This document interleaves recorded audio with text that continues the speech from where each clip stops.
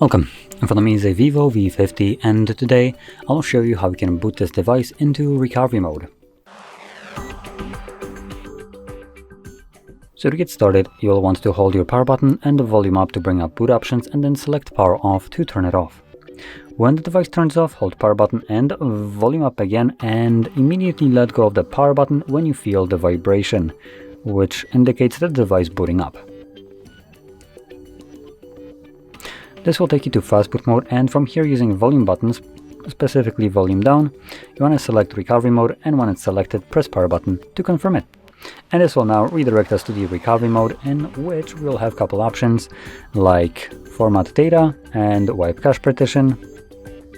So under clear data we have wipe cache, and for basically clear all data we have install software, check system and enter safe mode, along with two ways of leaving this mode. So I'm going to select restart, which takes me back to Android.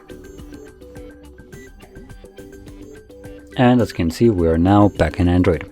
So if you found this very helpful, don't forget to hit like, subscribe, and thanks for watching.